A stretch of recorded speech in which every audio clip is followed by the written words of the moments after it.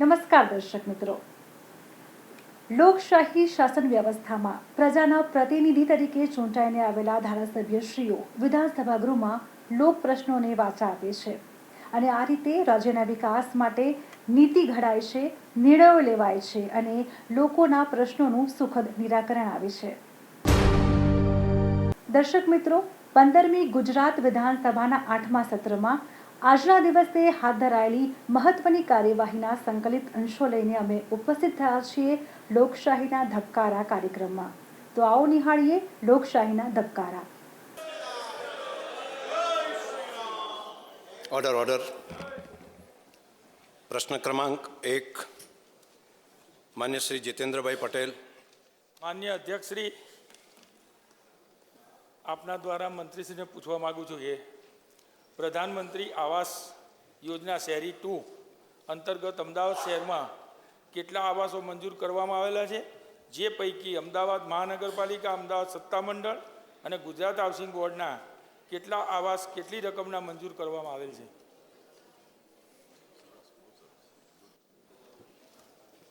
માનનીય અધ્યક્ષશ્રી, અમદાવાદ મહાનગરપાલિકા દ્વારા 23,024 આવાસ 2776.65 કરોડના ખર્ચે અમદાવાદ શહેરી વિકાસ મંડળ ઔડા મારફતે 4,290 303 કરોડ 81 કરોડનો ખર્ચો અને ગુજરાત હાઉસિંગ બોર્ડ દ્વારા 336 આવાસો 54.1 કરોડના ખર્ચે આમ ટોટલ 27,650 આવાસો 3,134.47 કરોડના ખર્ચે આપવામાં આવ્યા.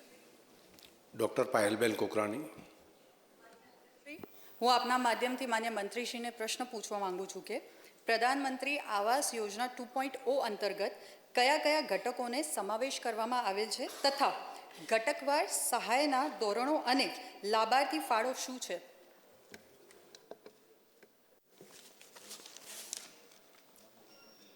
માનનીય અધ્યક્ષશ્રી, આમાં ટોટલ 4 ઘટકો હોય છે.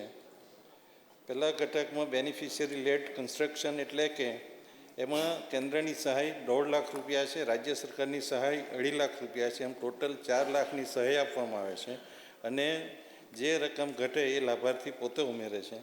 એફોર્ડેબલ હાઉસિંગ ઇન પાર્ટનરશીપ એમાં 1.5 લાખ કેન્દ્રની સહાય, રાજ્ય સરકારની સહાય 2 લાખ અને EWSના જો લાભાર્થી હોય તો એનો પોતાનું કોન્ટ્રીબ્યુશન 7 લાખ હોય છે અને EWS સેકન્ડનું હોય તો એને 9 લાખ હોય છે.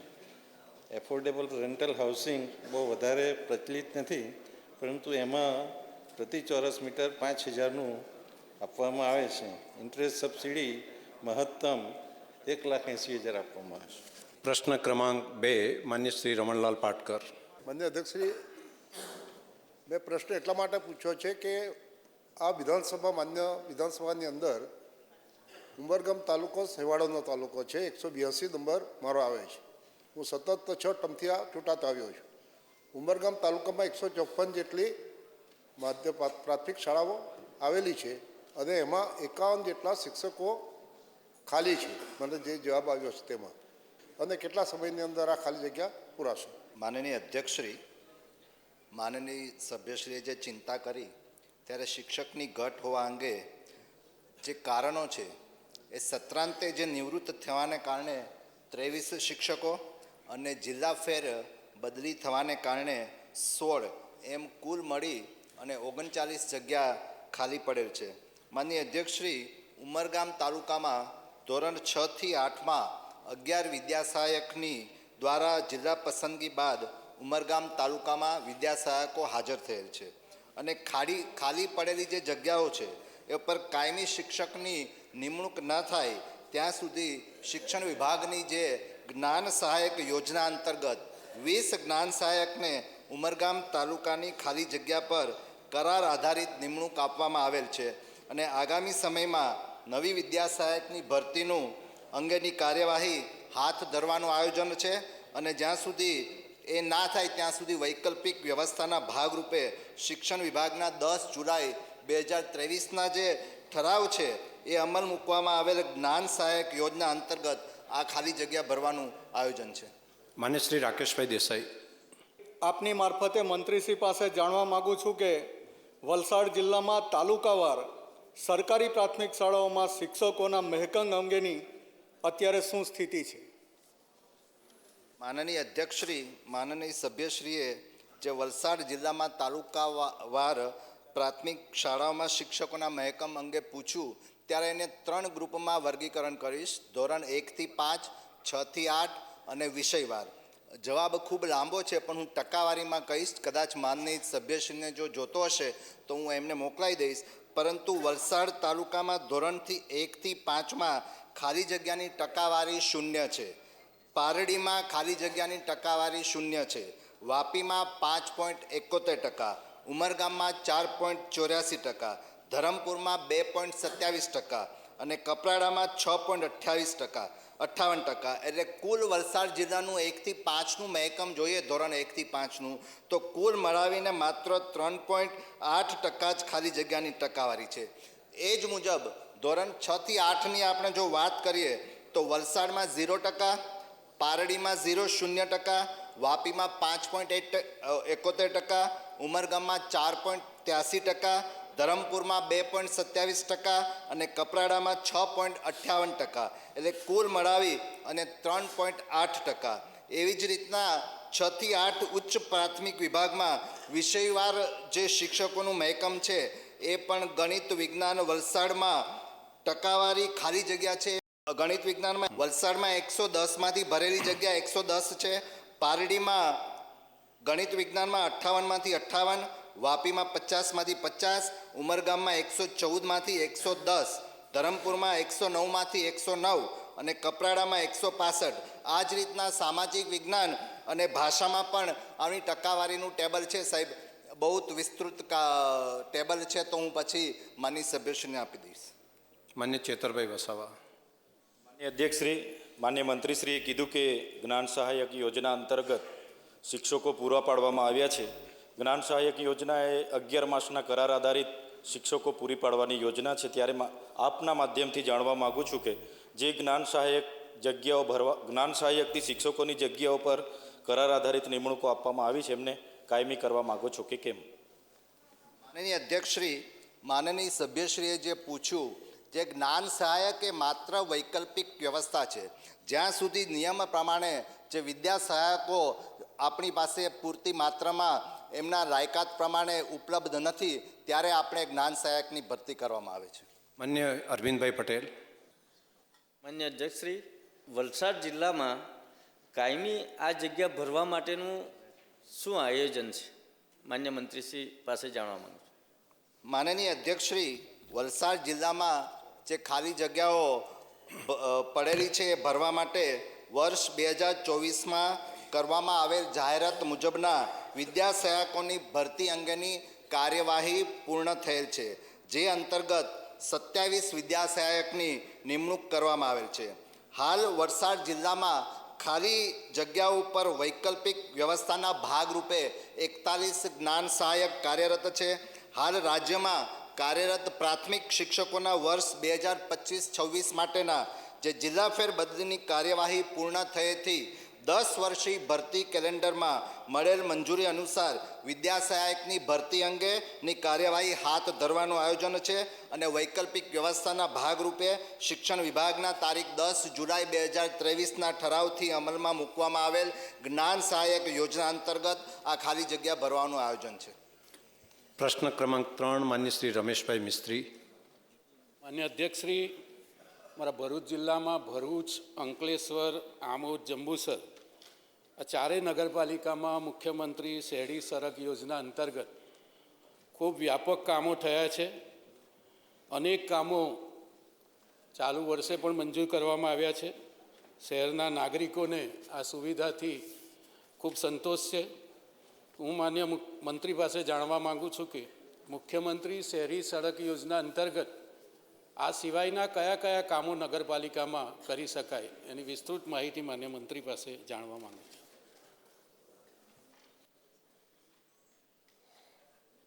માન્ય અધ્યક્ષશ્રી, મુખ્યમંત્રી શહેરી સડક યોજના અંતર્ગત ભરૂચ જિલ્લાની નગરપાલિકાઓને 31/12/25ની સ્થિતિએ વર્ષ 24-25 દરમિયાન અને 25-26 દરમિયાન ફાળવવામાં આવેલી રકમ નીચે મુજબ છે. અને એ માટે જે કામોની યાદી એમણે માગી છે એમાં ભૂગર્ભ ગટર અને પાણી પુરવઠાના કામોને લીધે નુકસાન થયેલા રસ્તાઓને પુનઃસ્થાપિત કરવા માટે, રસ્તા પેવર રિસર્ફેસિંગના કામો, નવા રસ્તા બનાવવાના કામો, કાચા રસ્તાને પાકા રસ્તા બનાવવાના કામો, સીસી રોડના કામો, ચોમાસા દરમિયાન નુકસાન થયેલા રસ્તાના કામો અને જાહેર રસ્તા પર બ્લોક પેવિંગ અને ફૂટપાથના કામો લેવામાં આવે છે. માન્ય ડી.કે. સ્વામી. માનનીય અધ્યક્ષશ્રી, આપના માધ્યમથી માન્ય મંત્રીશ્રીને પૂછવા માગું છું કે મુખ્યમંત્રી શહેર સડક યોજના અંતર્ગત ભરૂચ જિલ્લામાં આવેલી જે તમામ નગરપાલિકાઓ છે એ નગરપાલિકાઓને 24-25 અને 25-26 એમ 2 વર્ષ દરમિયાન મુખ્યમંત્રી સડક યોજના હેઠળ કેટલી રકમ મંજૂર કરવામાં આવી એ માન્ય મંત્રીશ્રી જણાવવા માટે નમ્ર વિનંતી. માન્ય અધ્યક્ષશ્રી, ભરૂચ નગરપાલિકામાં 31/12/25ની સ્થિતિએ 24-25માં 12,34 લાખ ફાળવવામાં આવ્યા. 31/12/25ની સ્થિતિ 1 કરોડ ફાળવવામાં આવ્યા. બીજા વર્ષે અંકલેશ્વરમાં 24-25માં 80 લાખ ફાળવવામાં આવ્યા. આ વર્ષે 1 કરોડ. જંબુસરમાં 60 લાખ, આ વર્ષે 80 લાખ અને આમોદમાં 40 લાખ અને આ વર્ષે 40 લાખ. પ્રશ્ન ક્રમાંક 4, માન્ય શ્રી હાર્દિકભાઈ પટેલ. માન્ય અધ્યક્ષશ્રી, ગત રોજ રાજ્યના નાણામંત્રી શ્રીમાન કનુભાઈ દેસાઈએ ગુજરાતના સર્વાંગી વિકાસ માટે અંદાજિત 4.25 લાખ કરોડ રૂપિયાનું ગુજરાતના સર્વાંગી વિકાસ માટે જે બજેટ ફાળવ્યું છે એ બદલ ખૂબ ખૂબ અભિનંદન પાઠવું છું. અને વિશેષ અભિનંદન એ માટે કે બજેટની અંદર અમારા સાણંદ, બાવળા અને વિરમગામના નળકાંઠા વિસ્તારના સિંચાઈ માટે અંદાજિત 800 કરોડ રૂપિયાની ફાળવણી પણ કરવામાં આવી છે. માન્ય અધ્યક્ષશ્રી, આપના માધ્યમથી માન્ય મંત્રીશ્રી પાસે જાણવા માગું છું કે રાજ્ય સરકાર દ્વારા કઈ કઈ કેટેગરીમાં વીજ કરમાં રાહત આપવામાં આવેલ છે. માન્ય અધ્યક્ષશ્રી, ખેતીવાડીમાં બોર અથવા કૂવા માટે વપરાતી મોટરમાંથી પાણી કાઢી ખેતીની સિંચાઈ માટે ઉપયોગ કરવા થતો વીજ વપરાશ તથા તે માટે લાઇટિંગમાં વીજ વપરાશ ઉપર વીજ કર લેવામાં આવતો નથી. રિન્યુએબલ એનર્જી એટલે કે સૂર્ય અને પવન ઉર્જાથી ઉત્પન્ન થતી વીજળી ઉપર વીજ કર લેવામાં આવતો નથી. હોસ્પિટલ ડિસ્પેન્સરી જેનો હેતુ નફો કરવાનો ન હોય એમની પાસેથી વીજ કર લેવામાં આવતો નથી. ગ્રામ્ય વિસ્તારના રહેણાંક કક્ષાના વીજ ગ્રાહકો વાર્ષિક 250 યુનિટના વપરાશ સુધી કોઈ વીજ કર લેવામાં આવતો નથી. કેન્દ્ર સરકારના રહેણાંક સિવાયના એટલે કે ઓફિસના કામના બધા મકાનો ઉપર વીજ કર લેવામાં આવતો નથી. ગુજરાત સરકારના રહેણાંક સિવાયના પ્રિમાઇસીસમાં થતો વીજ વપરાશ પર કર લેવામાં આવતો નથી. ગુજરાત સરકાર અથવા કેન્દ્ર સરકાર દ્વારા સ્થાપિત સ્થાનિક સ્વરાજ્યની સંસ્થાઓ, નોટિફાઈડ એરિયા, કન્ટેનમેન્ટ એરિયા સંચાલિત public street light, public water works, public garden, public museum, public drainage, ગટરમાં થતો વપરાશ પર વીજ કર લેવામાં આવતો નથી. સ્ટેજમાં નવા ઔદ્યોગિક એકમો ઉપર લેવામાં આવતો નથી. હયાત એકમમાં ઉદ્યોગમાં વધારો થાય તો એના પર 5 વર્ષ માટે વીજ કરમાં સંપૂર્ણ રાહત છે. નવા ઔદ્યોગિક એકમો 5 વર્ષ માટે વીજમાં રાહત છે. ટુરિઝમ પોલિસી અંતર્ગત મંજૂર થયેલ ટુરિઝમ એકમો ઉપર 5 વર્ષ કરમાં સંપૂર્ણ રાહત છે. ઉચ્ચ દબાણવાળું વીજ સ્થાપન ધરાવતા ઔદ્યોગિક એકમમાં વીજ કરમાં 5% રાહત આપવામાં આવે છે. આ ઉપરાંત 125 kVA સુધીના જનરેટિંગ સેટ, ડીજી સેટ ઉપર વીજ કર લેવામાં આવતો નથી. માન્ય અમૂલભાઈ ભટ્ટ. આપના માધ્યમથી હું પણ મારા સાથી માફક માન્ય મુખ્યમંત્રીશ્રી, માન્ય નાયબ મુખ્યમંત્રીશ્રી અને માન્ય નાણામંત્રીશ્રીને ગુજરાતના ઐતિહાસિક બજેટ માટે ખૂબ ખૂબ ધન્યવાદ પાઠવું છું અને માનનીય મંત્રીશ્રી પાસે જાણવા માગું છું કે અમદાવાદ જિલ્લામાં ખેત વીજ જોડાણ ધરાવતા ગ્રાહકો પાસે ક્યારથી વીજ કર વસૂલવામાં આવતો નથી તથા પહેલાં કયા દરે વસૂલવામાં આવતો હતો? માનનીય અધ્યક્ષશ્રી, માનનીય વડાપ્રધાન શ્રી નરેન્દ્રભાઈ મોદીજી જ્યારે ગુજરાતના મુખ્યમંત્રી હતા ત્યારથી એમણે 2030-6-2004 સુધી જે 5% લેખે દર વસૂલવામાં આવતો હતો એને એક સાથ 2004થી સંપૂર્ણ મુક્તિ આપી છે. માન્ય શ્રી હર્ષદભાઈ પટેલ. માન્ય અધ્યક્ષશ્રી, કોઈપણ રાજ્યનો વિકાસ એમાં ઇલેક્ટ્રિસિટી એક પાયાનું પરિબળ છે. હું આપના માધ્યમથી માન્ય મંત્રીશ્રી પાસે જાણવા માગું છું કે આ વીજ દર એ શેના પર લાગુ પડે છે? આ વીજ દર ઇલેક્ટ્રિસિટી ડ્યુટીનો દર વીજ વપરાશ ચાર્જિસ એટલે કે ફિક્સ ચાર્જ, એનર્જી ચાર્જ અને ફ્યુઅલ ચાર્જિસ પર લાગુ પડે છે. પ્રશ્ન ક્રમાંક 5 માન્ય શ્રી અભયસિંહભાઈ તડવી. માન્ય અધ્યક્ષશ્રી, અમારા છોટાઉદેપુર જિલ્લામાં ગઈકાલે આદરણીય કનુભાઈ દેસાઈ સાહેબે જે બજેટ રજૂ કર્યું અને આદિવાસી વિસ્તારને જે સિંચાઈનું અમારું પંચમહાલ, દાહોદ અને છોટાઉદેપુરને જે ન્યાય આપ્યો છે એ બદલ માન્ય મુખ્યમંત્રી સાહેબનો અને ખૂબ ખૂબ આભાર માનું છું. અને માન્ય મંત્રીશ્રી પાસે મારે પૂછવું છે કે વર્ષ 2023-24, વર્ષ 2024-25માં છોટાઉદેપુર જિલ્લામાં તાલુકાવાર કેટલા વર્ગખંડ મંજૂર કરવામાં આવ્યા અને કેટલી રકમ મંજૂર કરવામાં આવી?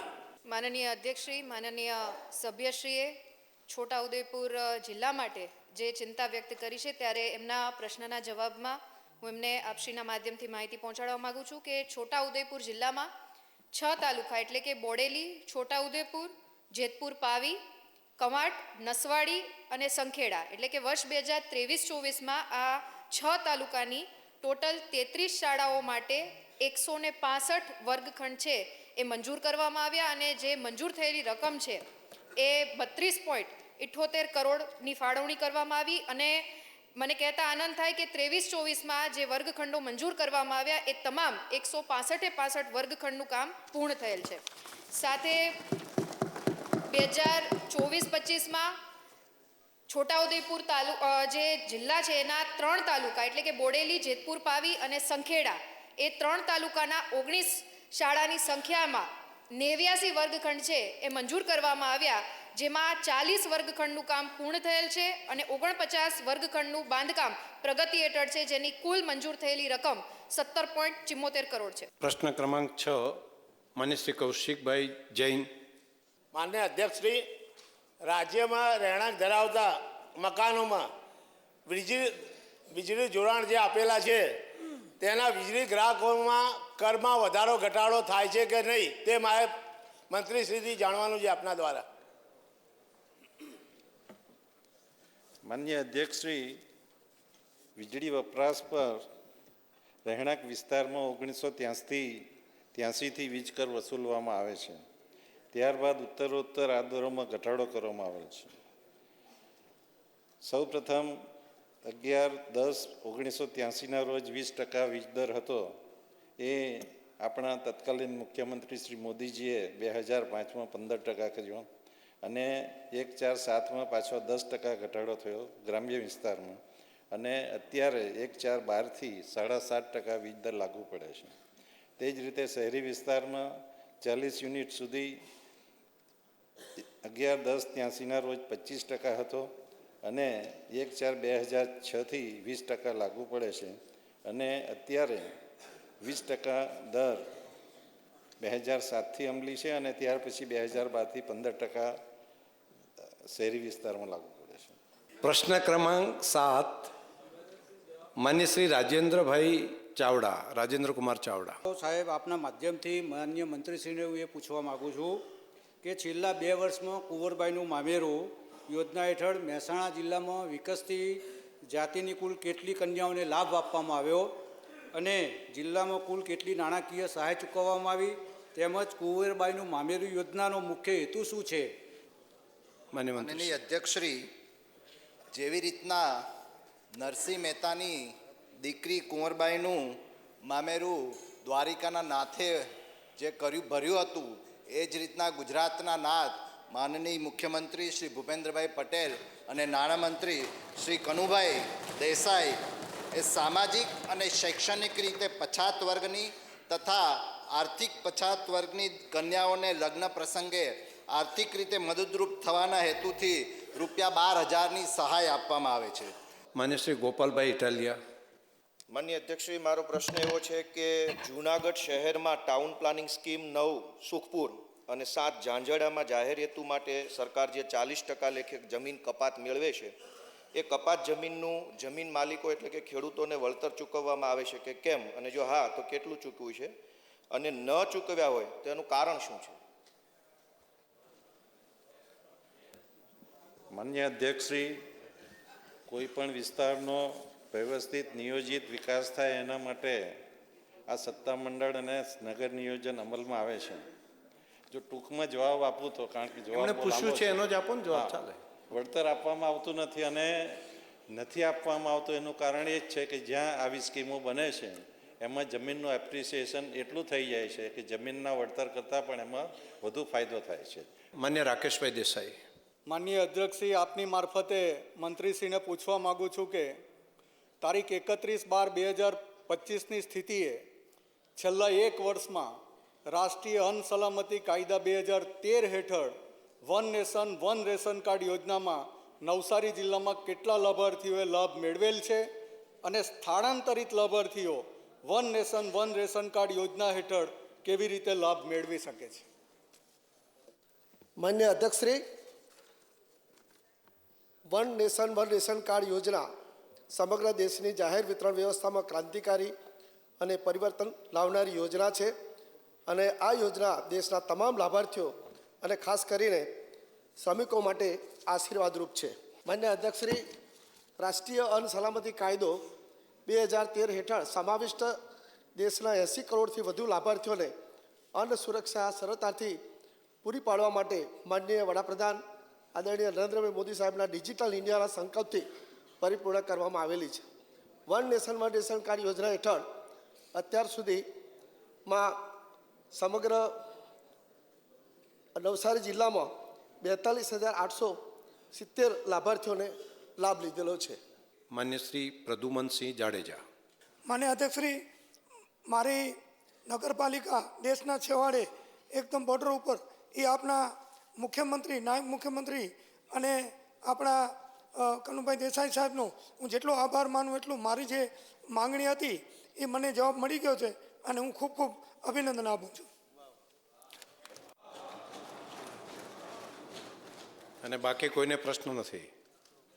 પ્રશ્ન ક્રમાંક 15 માન્ય શ્રી વિમલભાઈ ચુડાસમા. માન્ય અધ્યક્ષશ્રી, આપના માધ્યમથી મંત્રીશ્રીને પૂછવા માગું છું કે વેરાવળ ખાતે ઘન કચરાના નિકાલ માટેનો પ્રોસેસિંગ પ્લાન ક્યારે મંજૂર કરવામાં આવ્યો હતો, અને છેલ્લા 2 વર્ષમાં કેટલી ગ્રાન્ટ ફાળવવામાં આવી હતી, અને તે પૈકી કેટલી રકમ ખર્ચ કરવામાં આવી હતી?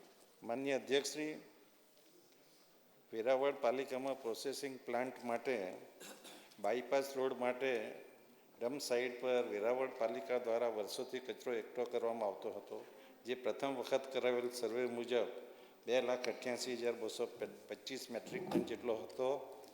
ત્યારબાદ આ કચરાના નિકાલની કામગીરી દરમિયાન અંદાજિત 3,30,353 ટન જેટલો કચરો હોવાનું માલુમ પડેલ, અને સ્વચ્છ ભારત મિશન અર્બન ગુજરાત દ્વારા સ્વચ્છ ભારત મિશન 2 યોજના હેઠળ 29/3/23ના રોજ આ લેગેસી વેસ્ટના નિકાલ માટે ₹15,46,46,00,000ની મંજૂરી આપવામાં આવી હતી, અને એને અંતર્ગત વેરાવળ પાલિકા દ્વારા 13/4/23ના રોજ ટેન્ડર જાહેરાત આપી ટેન્ડર પ્રક્રિયા હાથ ધરવામાં આવેલ, અને માધવ એન્ટરપ્રાઇઝ અંકલેશ્વરને ફેઝ 1 માટે 14/7/23ના રોજ ઓર્ડર આપવામાં આવેલ.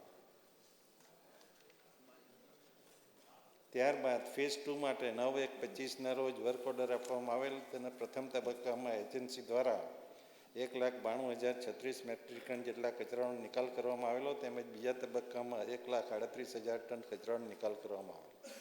એ કામ બાબતે કુલ બંને તબક્કામાં 17,80,39,000 ટેન્ડરની કિંમત હતી, જે અંતર્ગત એજન્સીએ પ્રતિ ટ્રોપેલની કેપેસિટી 1200થી 1500 મેટ્રિક ટન પ્રતિદિન દ્વારા કચરાનો નિકાલ માટે ઉપયોગમાં લેવામાં આવેલ હતા, જેના માટે બાયો રેમિડિએશન અને બાયો માઇનિંગ પદ્ધતિ દ્વારા કચરાનો નિકાલ કરવામાં આવેલ હતો. એજન્સી દ્વારા બંને તબક્કાનું કામ 19/3/25ના રોજ પૂર્ણ કરવામાં આવેલ હતું. જે જગ્યાએ લેગેસી વેસ્ટ પડેલ હતો એ સ્થળે ઘન કચરાના નિકાલ માટે પ્રોસેસિંગ પ્લાન્ટ બનાવવામાં આવનાર હોય. લેગેસી વેસ્ટના નિકાલ બાદ ઘન કચરાના પ્રોસેસિંગ પ્લાન્ટ માટે કાર્યવાહી હાથ ધરવામાં આવેલ. વેરાવળ પાલિકાના ઘન કચરાના પ્રોસેસિંગ પ્લાન્ટ આપવા પ્રાદેશિક કમિશનર ભાવનગરના 2024-28/11/24ના હુકમથી 4,58 લાખની મંજૂરી અને 30/11ના રોજ 4.58 કરોડની વહીવટી મંજૂરી આપવામાં આવેલ છે.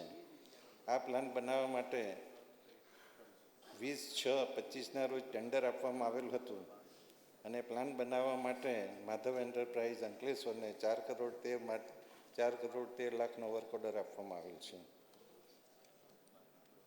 આ પ્લાન્ટનું કામ 25% પૂર્ણ થયેલું છે અને 25/7 સુધીમાં પૂર્ણ કરવામાં આવશે. માન્ય શ્રી ધવલસિંહ ઝાલા.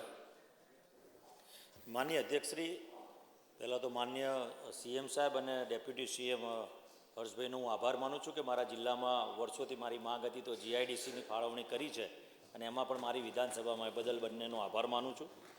સાથે જ માન્ય મંત્રીશ્રીને આપના માધ્યમથી પૂછવા માગું છું કે જે ઘન કચરાના નિકાલ માટે પ્રોસેસિંગ પ્લાન્ટ જે બનાવવામાં આવે છે એની અંદર આપણે શું વ્યવસ્થા કરવામાં આવે છે અને એ પ્લાન્ટની જ્યારે આપણે જગ્યાની ફાળવણી કરતા હોઈએ છીએ તો એના માટે કયા નિયમો લાગુ પડે છે કે ભાઈ આ જગ્યા એવી સિલેક્ટ કરવી કે જેથી કરીને કોઈને નુકસાન થતું હોય છે કે નથી થતું, કે કેવી જગ્યા પર એવી પ્લાન્ટ માટેની જગ્યાનું સિલેક્શન કરવામાં આવે છે એ જાણવા માગું છું.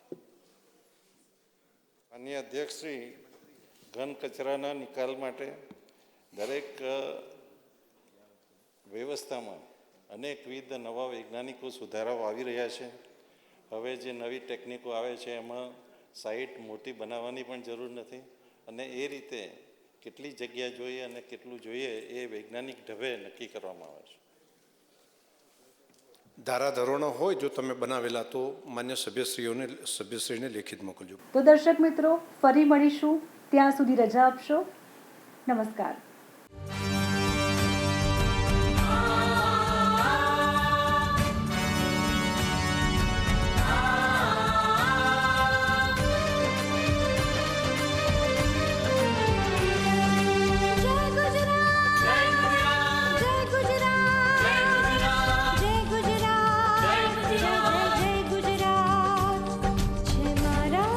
તમારા આ છે લોકશાહીના ગગન.